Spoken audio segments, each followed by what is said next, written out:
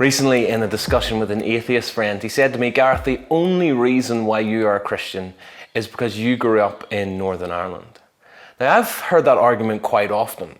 It's the idea that the only explanation for why somebody like me is a Christian is because I've grown up in a culture that has a strong Christian influence, or maybe because of powerful influences and expectations from people I care about, like parents or grandparents. In other words, my faith has nothing to do with reasons or evidence. It's all been determined by social conditioning, maybe even Irish genetics. And if I'd been born somewhere else in the world or to different parents, I'd have been a Muslim or a Mormon or a worshipper of some local tribal deity.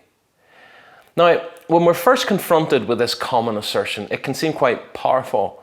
And we need to be honest that it is certainly possible that some people might be Christians on those bases. But if we think about it, it's perhaps not as persuasive an argument as it might initially seem. First, because precisely the same argument could be made for why people believe God doesn't exist. When I asked my friends if his parents believed in God or if he'd ever openly considered the evidence for Christianity, he confidently retorted, "Absolutely not. My parents were atheists and I don't need to consider the evidence for Christianity because I know that there is no evidence." But if that's the case, what's to say that his atheism isn't determined by the influence and expectations of his parents?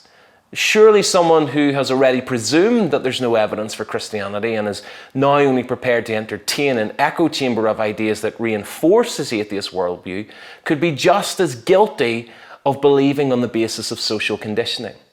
So any atheist who uses this kind of accusation against Christians are in danger of undermining their own belief that God doesn't exist. Second, although we can't help being influenced in many ways by other people, particularly when we're young, it's just not true to assert that simply because somebody has had those kinds of influences, they're guaranteed to then follow them as adults. In fact, the opposite is true. There are thousands of people in Ireland and elsewhere who, precisely because of the toxic ways they've seen Christianity represented, maybe in their family or society, have an aversion to Christianity rather than an openness to it. Rather than their social environment determine belief in God, its ugliness actually conditioned a resistance to it. But there are two more reasons why I think this argument, "you're only a Christian because of where you grew up," fails. The third reason is because the evidence simply doesn't back it up.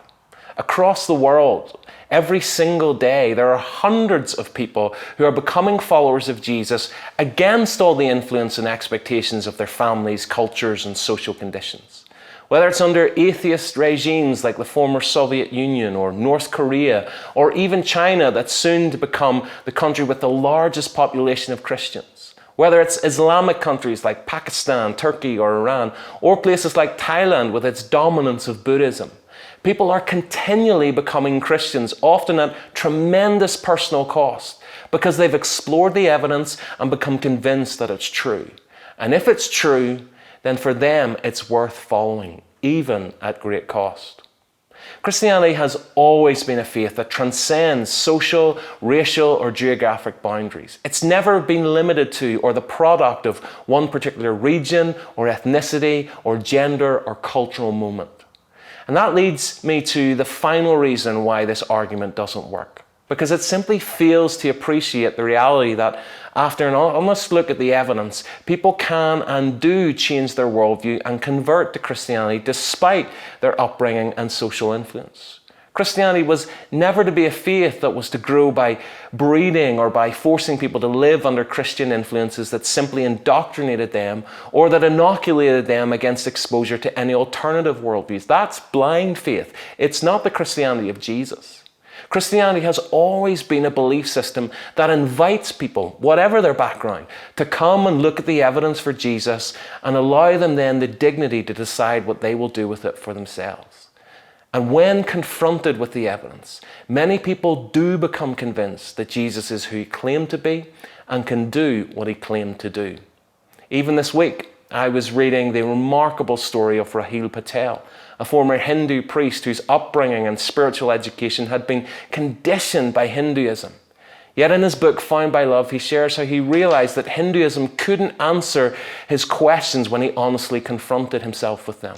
And after a long journey, he found that in Jesus, he could have the life, the hope, and the truth that he'd been searching for his whole life.